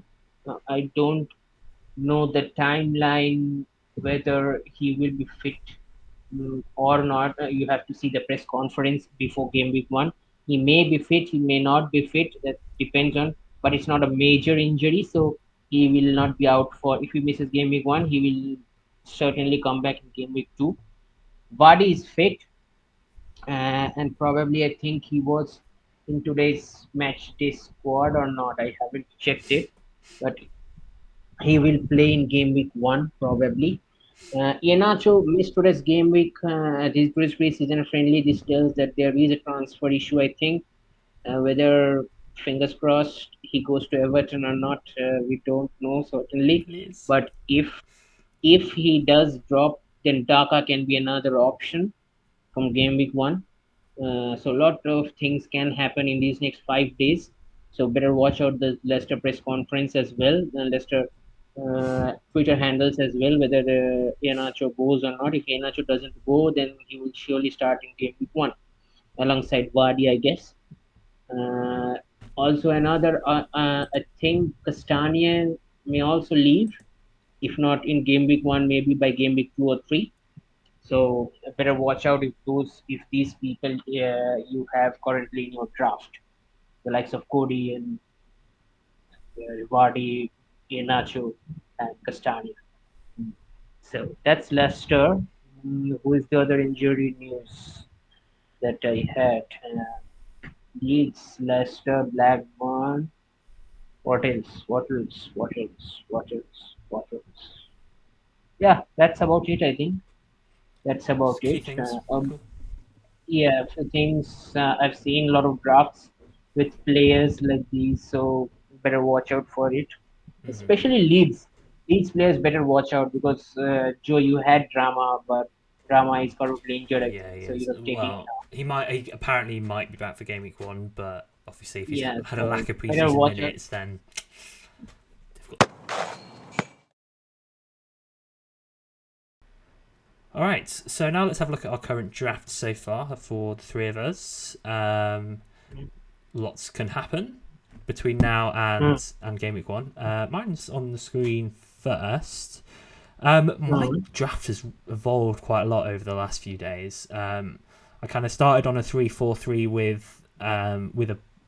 with two premium strikers and a cheaper mid. So I think I had Dembele in my team, and that was my home advantage team as well at that point. And I also had Drame in there. And then I evolved to 4-3-3 when I realised that actually I felt like the defenders were better value, and I would be better off having two cheap mids and an extra 6.5 million defender instead of Dembele and a cheaper defender. And I was quite happy, actually. I was quite settled. I had a front three of Bamford and Yates and Armstrong. And then Bamford got injured today, and I also felt a bit unsure about whether Adams and Armstrong were going to play together, and therefore is Armstrong a rotation risk. And the forward options kind of vanished a bit. There weren't that many great forward options that I was that confident in. And I was like, I'm going to shift that second premium away now from the strikers to Teller, and now I'm back on a 3-4-3, so I've kind of gone full circle. 3-4-3, 4-3-3, 3-4-3. So I will need to check the status of Teller in terms of transfers, though, obviously before game week 1. And my current lineup is Dieng in goal, Rankin Costello, Pereira and Castagna, Sinistera, Teller, Dewsbury Hall, Roberts, Pirro, Yates, Semedo. So Semedo, I wanted Yates over Semedo. I just fancied a punt on him, and then the Bamford injury made me go for both in the end, because I do think Semedo's a good pick. Yeah, it's a good team. What your bench before I comment on it? Who are you on your My bench? bench, it shows Charles on there, but then I heard Hazard is potentially. They don't know, but there's a small chance he starts for Plymouth, so I've just stuck him in as my 4.0. And I've got Leif Davis, Coulson, that could change, and a Dauphin is just like a bench fodder. But I need to just check my 4.5 mids before I. I mean, that was just to throw him in there, so I'll just Hmm. check he's playing, and if not, pick a different playing mid. The other thing I'd like Yeah. to note is I've gone for Pereira and Castagna, and I've got no Leeds, no Southampton defence. I just want to wait on Southampton defence probably the first 2 game weeks because they are stacked at fullback. I do think Manning's probably nailed, probably. Yep. So if you're going to go for Manning, I'm fine with that. But I just want to wait and see on him and like Livramento, and therefore I've gone for the 2 Leicester guys. And Leicester do have great fixtures, and I do think doubling up is fine. You know, I've not seen many double ups in defence, and I think that's could be a way to gain an edge. And Coventry is a tough fixture to start with, but after that, Leicester have got Huddersfield, Cardiff, Rotherham, Hull. So, Yeah, it's a thing mm, that Coventry, Leicester are starting at home. That's the really good reason to own double ups yeah. because in championship you get to back the home side like we have in I think what I mean, I reckon yeah Sheffield Wednesday score against Southampton. First game of the whole season, Friday night under the lights, promoted team. They probably score. Windows Windows might score one. Yeah. Wipe was clean sheets. So So the only thing is that you have once again started with double Swansea like last yes, season. yes. I noticed That that doesn't this afternoon bode when I well swapped out Bamford for Pirro, and I was like, oh, well for you. But the wait. good thing is that when we will see, God, no, I thought David did not have the same combination, but apparently Well, he does. we'll come on to it. We'll come on to it. Um, But yeah, so Yeah, I've it's a gone for good the team. premium mid, which I wasn't on before. So I mean, well, I'll have to check the teller situation, but that's where I'm currently sitting. But it could all change this week. A lot could change this week. I think a lot of players will It's a good team. stay. Like Yates will stay, Sinistera, Dewsbury Hall, Yeah, Roberts. At it's a least good one of the team. two Leicester Plus, defenders in Rankin Costello will yeah, stay. plus I Davis will think stay. you have enough, Davis. enough assurance players in there as well. Because Mm, if the likes of Taylor leaves, you get the money to swap out to a cheaper mid or a mid price mid. If if who is Castagna leaves, you can slot back in and get Manning as like for like mm, replacement. So those are decent assurance players that you have. So yeah, it's yeah. good. It's looking strong. Yeah, only 4 or 5 of my kind of best 11 there are probably going to change. Let's move on to yours. Yeah, Yeah. talk us through it. So as you can tell from my draft, those who are watching on YouTube, I'm very much high on Plymouth. And who are listening, I will read it out the team. I have gone for the double up, like last season when I've gone for the Preston double up. So I've gone this season again with the double up of Plymouth. That's Hazard, Connor Hazard, 4 million keeper, and Mumba, 5.5 defender. Although 5.5 is a bit much pricey for a promoted side, but I have confidence on Mumba to do well. So especially he will play as in the midfield area because Schumacher has said he will play on the right hand side of the midfield as a right wing back on his preferred Left, sorry. 3-5-2. But yes. Left, yeah, so 3-5-2 left wing back. So yeah, I quite like the chances. Plus on a sellout crowd at home, first game after promotion, spirits will be up high, and so going to bank on that. So expecting a clean sheet from both of my defensive Plymouth players, and maybe an attacking. Too much to ask, but maybe an attacking return for attacking assist for me Whitaker goal, maybe. You never know, But yeah. see, that's too much to ask. But at home, one can ask as well. The other two defenders are ranking Costello and Manning. There is no need to explain my choices because those are the premium players that everyone is looking at. My four-man midfield is Sinistra, Tella, Dewsbury Hall, and from Gaia, So the there's your new punt. guy. That's yeah. There's my punt because I think he will be the Fleming of he will be the Fleming type of signing that Preston badly needed. So think he will be my new Fleming for this season. So Nice. I'm punching on him.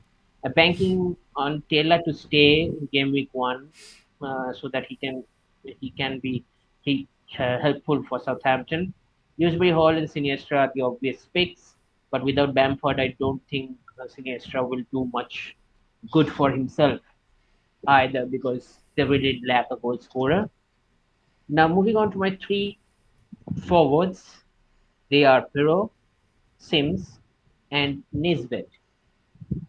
So, I kind of like my forward because I'm expecting all three of them to score goals over the throughout the season, a good amount of goals. So, I, and at what 10, 8.5, 7.5, that's 15, 16, 20, 26 million to get that forward line every week in, week out. I'm happy because I haven't spent what more than 10 million on forwards, whereas the likes of Adams, Bamford, they cost more. So if plus with the uncertainties going around their futures at their respective clubs, I'm quite happy holding on Nisbet, Sims, and Piro because two of the guys are settled on their new clubs, and Piro, whichever club he goes for the championship, whether it's South Leeds, whether it's Southampton, whether it's Leicester, I know he will score goals for fun. So that's my attacking three forwards. Yeah, I like that. I think the reason why people haven't gone there is fixtures for Sims and Nisbet are tough to start with. But Yep. like, Yep. in if you take fixtures out of the equation, they could both be very good picks this season. Yeah. And maybe we're overlooking them. Yeah, so I Yeah. like The it. I do like only it. yeah Yeah, and the only thing is that Middlesbrough and I don't know about Middlesbrough defense this season because Dean is not there. Yeah, I don't know Giles is not there. I don't know much about their defense. Leicester, all those guys, if they will miss Cody. If Cody misses game week 1, then that's fine for me because Coventry play Leicester. Then after that, Coventry plays easy games. So I think Leicester will concede. Although whether Coventry will win or not, there's I me with the don't know. double But defense. Leicester will But yeah, yes, yeah, it's Leicester very will possible, isn't it? yeah. So that's it. That's my team. The bench are Ingram, Davis, Vegan, and Luongo. And presumably, if So Hazard doesn't start between the sticks for Plymouth, then you've got Ingram yeah, as your keeper. Then, so because it's not too bad. a lot of championship podcasts that we listen to have high hopes of Hull City this year because of the transfer business they've done and because of they are picking Hull City as the dark horse this season. So Ingram can do a decent job for Hull City, especially with the I think they have done some decent amount of business. Plus, Davies is a popular pick. The reason why I've gone with Bagan because Cardiff only has him as a genuine left back, so I think he will start. So why spend more than 5 million for another defender when I get 4.5 million defender? Yeah, And I like it. I Luongo like it if he starts. Yeah, I like it if he's first choice. yeah, and Luongo from one thing before we move on to David, I think Nathan Broadhead and Luongo are both carrying injury, so might miss game week 1 for Ipswich. So that means George Hurst Chaplin will start up top alongside Barnes Ladapo. and Ladapo. Yeah, Ladapo and Barnes on two sides. So they predominantly play 4-2-3-1. The three will be Chaplin, Barnes, Ladapo with Hurst up top. Okay. So yeah, when Broadhead returns, Broadhead will straight come back into the side in place of possibly Hurst. So that's a team that I missed in terms of injury-related news, and yeah, that's my team. The captaincy falls on Piro, vice on Sinistre, and emergency on Tella. So Cool. yeah, Yeah, I like it. It's a good team. no, It's a good team. yeah. So David's team, I guess, well, I'll read out his team and we'll give some very top-line thoughts on it, but won't spend too long on it because, again, he's not here to defend himself. Dieng is on Ampadu, who's obviously a very popular pick, but not in either of our teams. Rankin Costello, Pereira, as his three at the back. He's got a midfield five, interestingly, Sinistera, Loser, Tala, Dewsbury Hall and Roberts, with Pirot and Yates up front. So, like last year, we both had Pirot and Obafemi. This year, we both have Pirot and Yates right now. Will that stay the same? Who knows? His bench is currently Charles, Wayne, Davis, Kakai. Yeah, interesting. Loser, I don't think... I mean, I understand why people are picking him. I personally don't like it. He's not for me. But I think, yeah, I understand it. They think it'll be on set pieces, the creative threat. Pick up a lot of second balls. He has thought nice and hard for his bench this season. Basically, he wants no money on the bench because he doesn't want bench points. Yeah. He said it himself. Yeah. So he has thought really hard, and he can he can change Davies and Louza at will, because Davies against Sunderland will concede, so he's not getting any clean sheet. So that's nice. So he will keep that bench points to a minimum. It's a strong team, that, that's nice. I like that. I do like that Yeah, team. I really like that midfield five. He has quite a different midfield five and very much different look in his side, because all those five have different attributes and can score at any time or assist. So yeah, I like that team. Like it. Okay, so on to questions. Normally Abhishek reads them out, but I think because we've got quite a lot of them, it's going to be easier because I can see the order on my screen.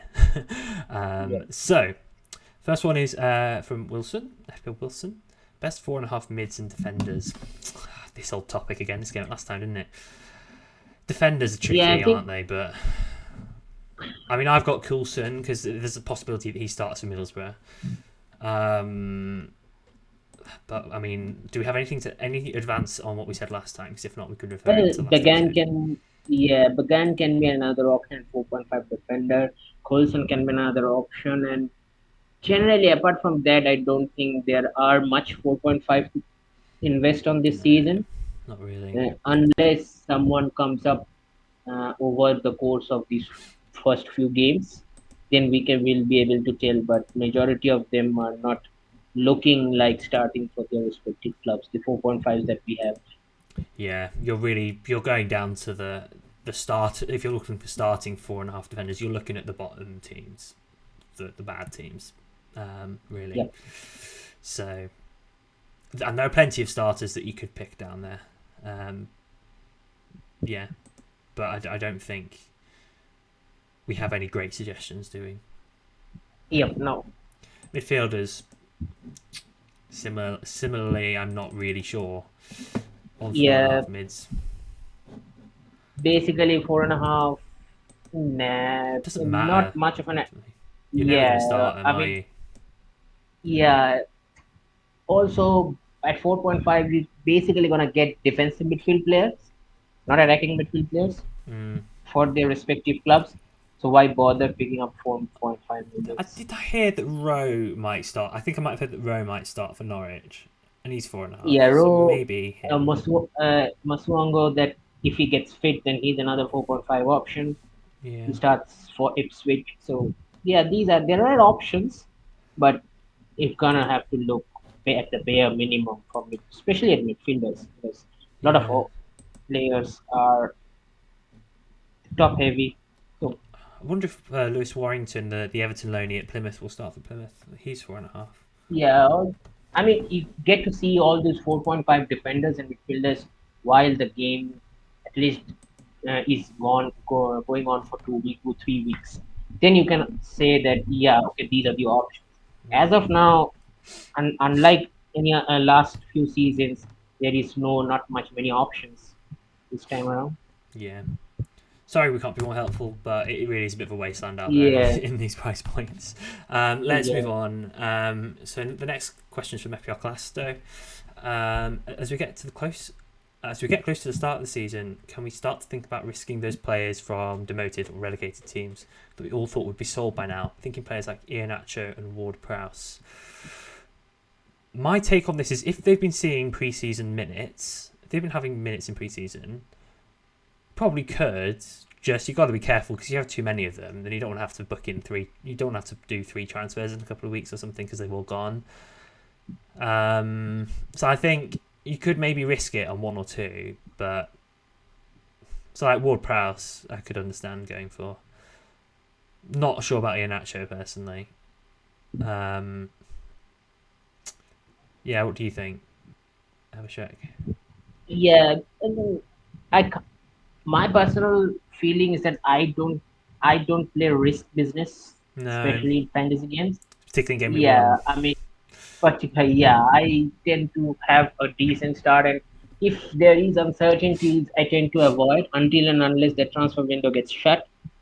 So by that time, I will know that okay, these are the players that are on my watch list. They don't get sold, so I can plan towards the course of the season. So I will have plans in my head that after game week 5, what I have to do to get those players if they don't get sold. But as of now, I don't like to take risks, especially at the start of the season. Yeah. The one risk I'm taking is Teller. The only reason I'm taking that risk on Teller is because of Bamford's injury, meaning there weren't really any great premium options that weren't risks.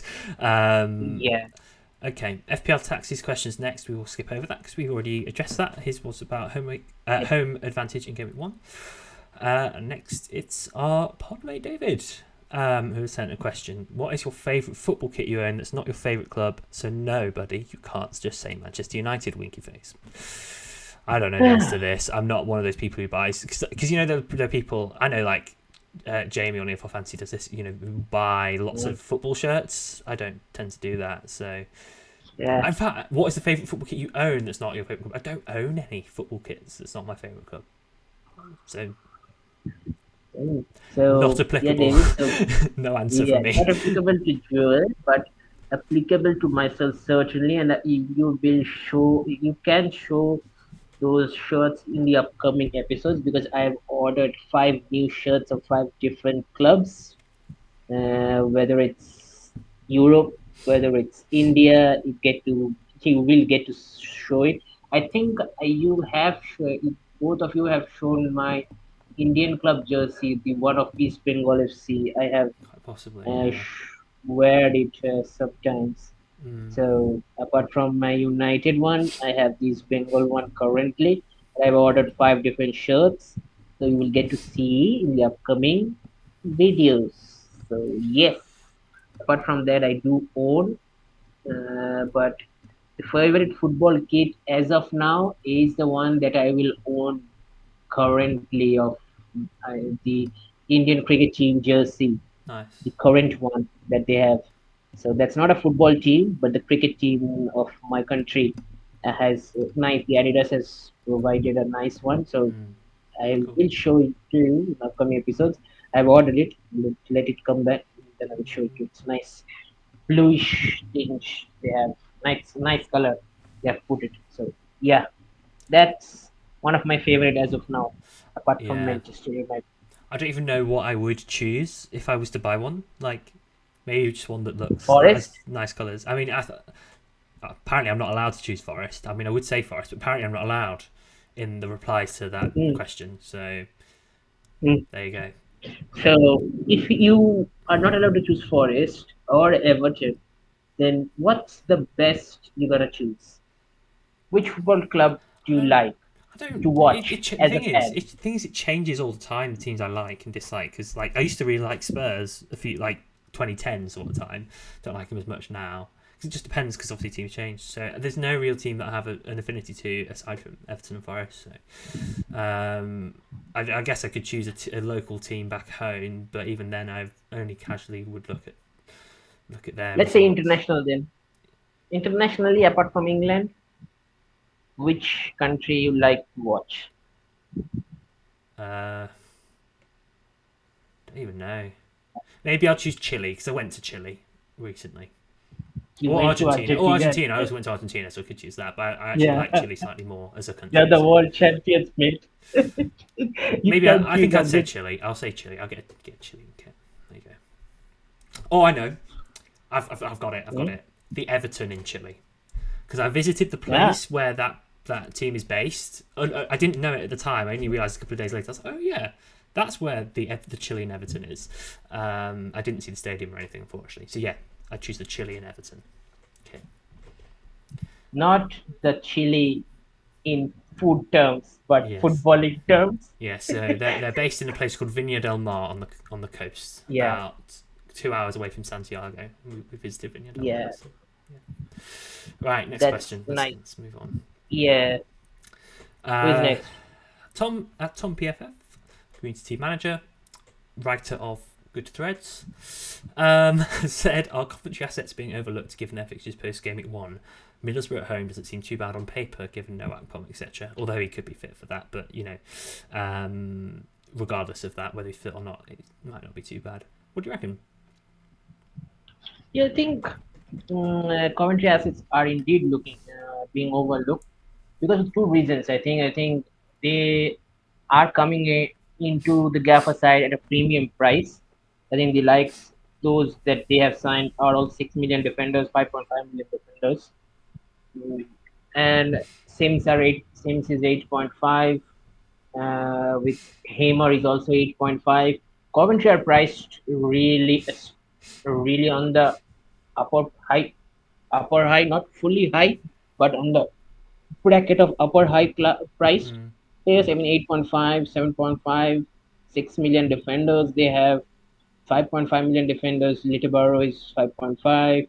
Milan that they signed the right wing back 6 million. Bidwell is also I think 5.5 mm-hmm. or 6, Something like that, yeah. something like that. Gia De Silva is also 5.5. Sakamoto that they signed I think 7.5. So they're quite pricey. So it's a wait and watch for Coventry, and many are choosing Sims because they know what to get from Sims, plus the form that he has shown in the preseason as well. So we will get to see more of the Coventry players once the season starts. Mm-hmm. So it's definitely underlooked because of these said reasons as of now, Mm-hmm. because of the price being the main factor, I guess, because a lot of good players, decent players from other teams are in Mm, and around those price brackets. yeah, So yeah. probably due to price, it's the main reason. Yeah, I completely agree. I think you've hit it on the head there. Defense are too expensive. Wouldn't go there. But Hamer and Sims could possibly be overlooked. I mean, Hamer was overlooked by loads of people, myself included, last season when he was fit and available. And 8.5, it feels slightly on the steep side, but not to the point where he'd never be an option. And Yeah, yeah, Sims could do well. So yeah, I think it's possible that we are overlooking Coventry assets slightly with that Leicester fixture to start off with. yeah. Cool. Let's move on. Yeah, I think he had another question from last week. I Oh guess. yeah, let's handle that, shall we? Yeah, Thoughts on formations? Is 5 in midfield the way to go? Was this last times? This was last times, wasn't it? yeah. Which he posted after we'd recorded. So After we finished the recording, I checked the three post question. I know what I think Yeah, about so this. Go on, you go first. Yeah, you go first. yeah, I don't think much of the formation, to be honest.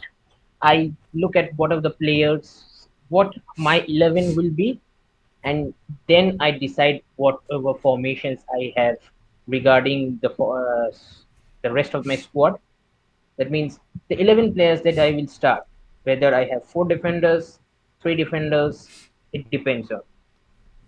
After I get the choices of my players, the formation forms itself.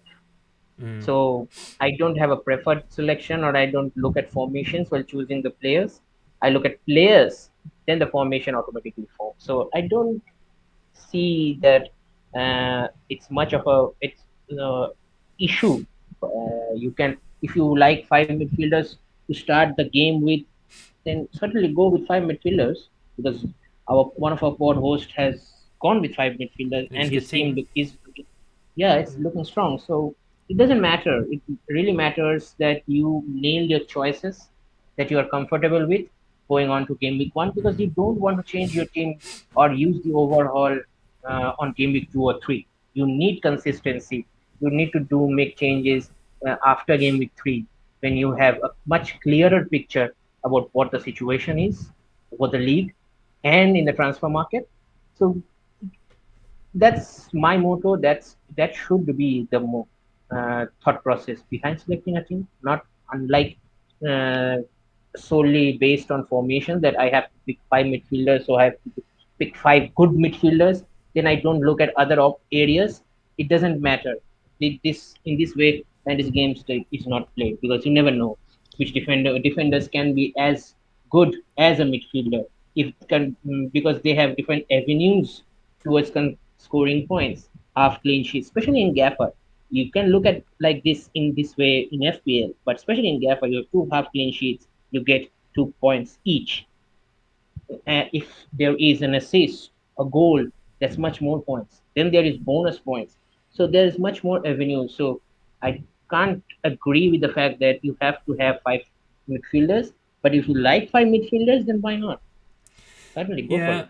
I'll give the case against. I mean, one of the reasons I shifted towards a 4-3-3 briefly was because I thought the value of the 6.5 sort of defenders was probably better than the 6.5 mids.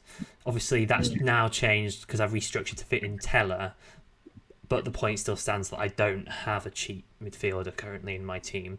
I think the case against like 3-5-2 for me is like, I think the reason it's a thing and it's being considered by people is because of the uncertainty up front.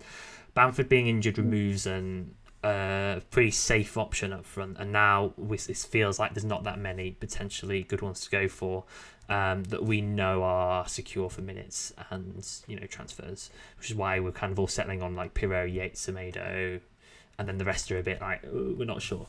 Adams and Armstrong probably good, but still we don't know if they're going to play together. Now, Yep. so I can understand why you'd move to 3-5-2, but I do think that because midfielders generally, I think, beyond 1 or 2 key players in the midfield, your kind of third, fourth, fifth choice midfielders are really hard to nail down, because I think there's very little, historically in Gaffr, there's been very little consistency among most mids, with a few exceptions that we've obviously been picking, like Teller last year. And I think you're going to quickly want to move to a 3 up top in my game week sort of 3, when a few things have clarified themselves in the transfer window and we've had a couple of games to understand what the starting 11s are, and we might know which Southampton striker to pick. One of the mid-price forwards could emerge, like in Nisbets or your Simses or someone else. And I think it's not going to be long before you're going to want to transition to a 3-4-3 or a 4-3-3, and therefore, are you forcing yourself into a hit because of a restructure? It's probably it's an extra transfer, isn't it?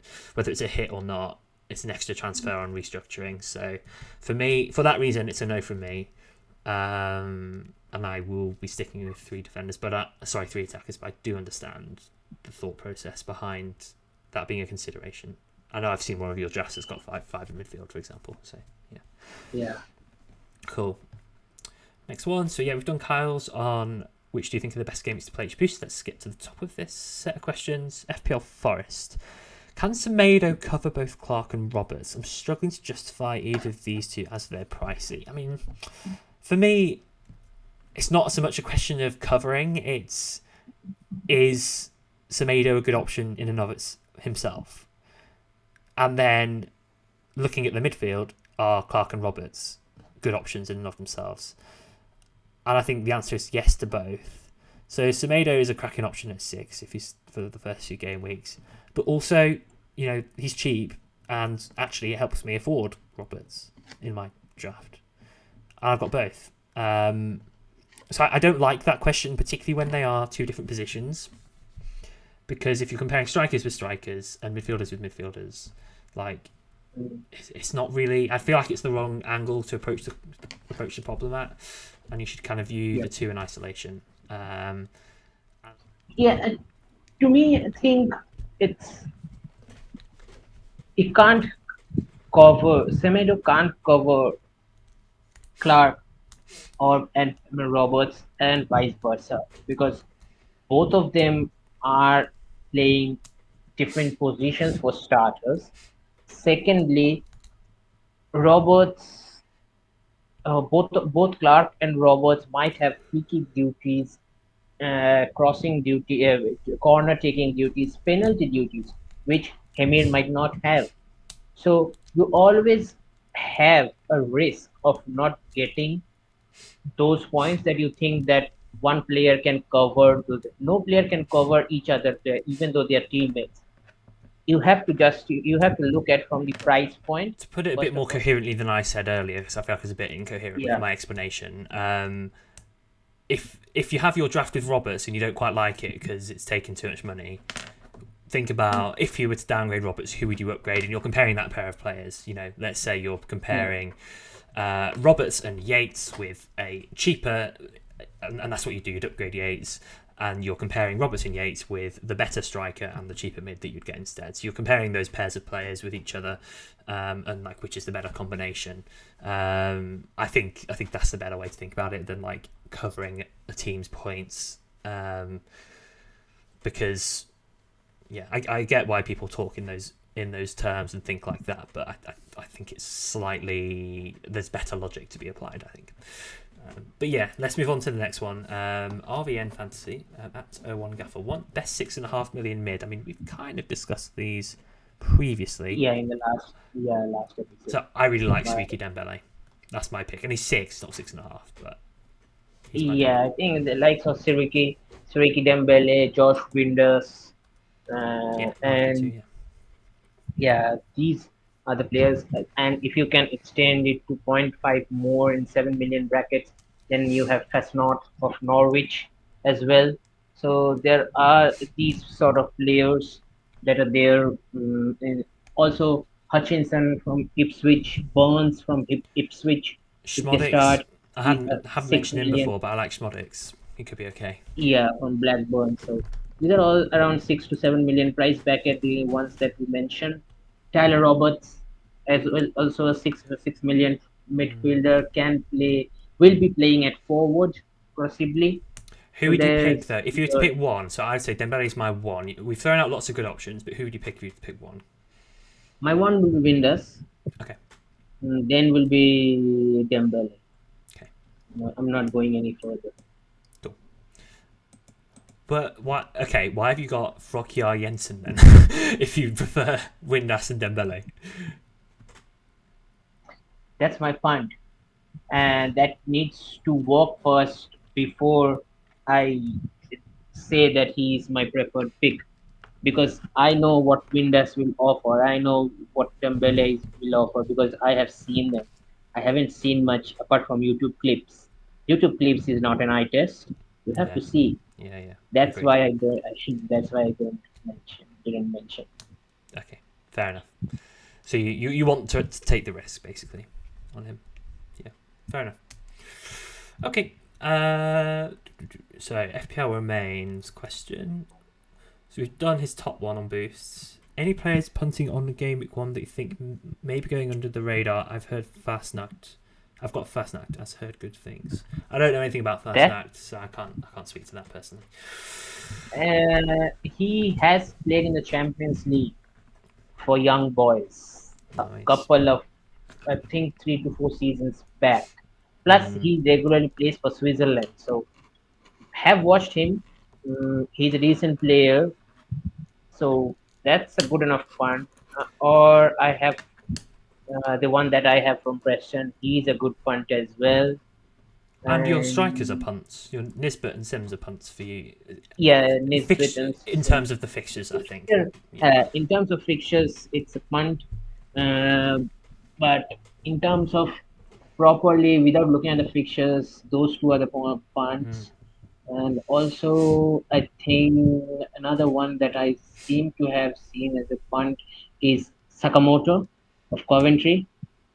He can be a dangerous customer, a tricky customer. Once the Coventry season is up and running, because he looks really good. Yeah. from the matches in the J1 league. Will look really Interesting. good. Yeah, there are three options as of now, Yeah. and let's see what Yeah. more players in the next 5 days will bring us. I don't think I have any And the real punts season, in my team. So to answer his question, none. Does Jerry hate a punt? No. no, we all know how Jerry is to walk. Yeah. So yeah, Cool. That's all the questions. yeah. So the last thing just to mention is the little competition that between us that we're probably gonna run this year. Do you want to talk us through that? Yes, I think yeah. What we are thinking about is that we will be playing a little game between ourselves, us three.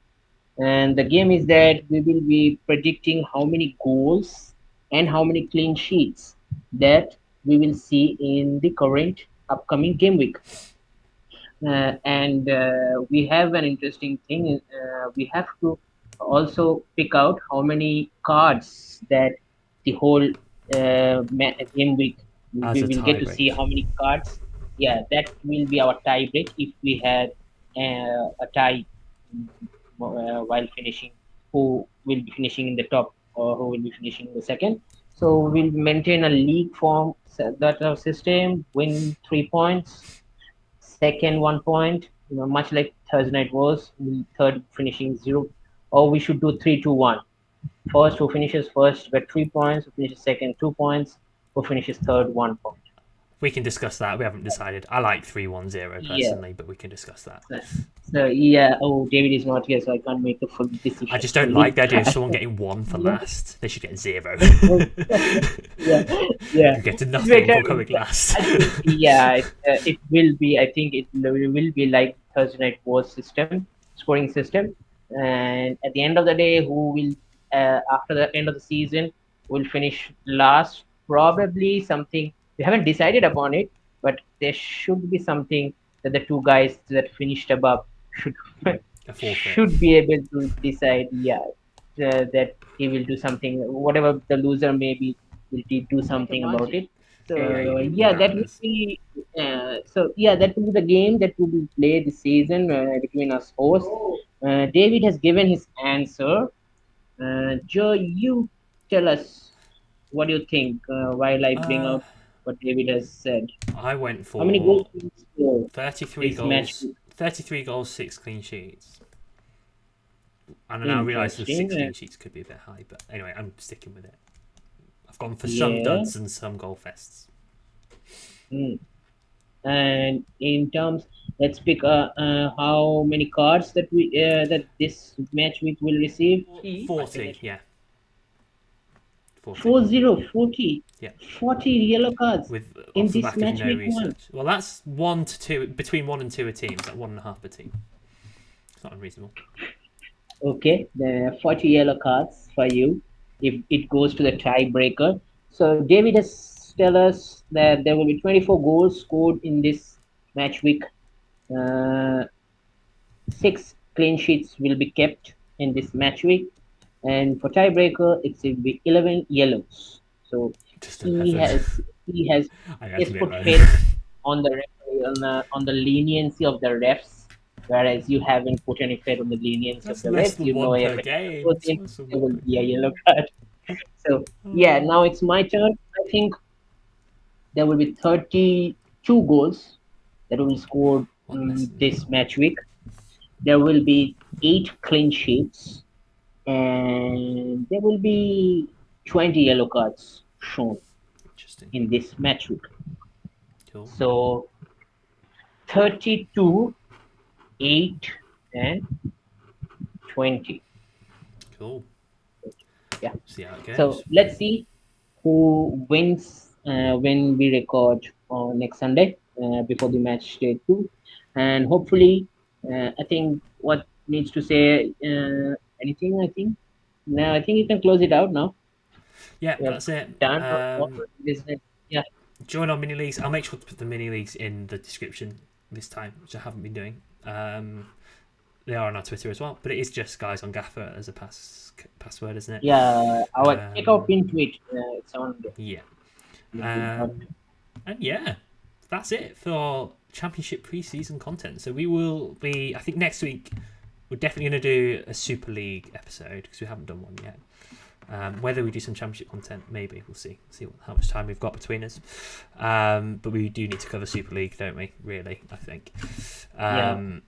So that's the plan. And yeah, thanks for watching this bumper final preview episode. There's been a lot to cover, but hopefully it's all been good stuff. And hope you have a great season, but not too good because I want to do quite well this season. So yeah, that's it really. So good luck locking in your GW1 Drafts, and it is goodbye from me. And namaste from me.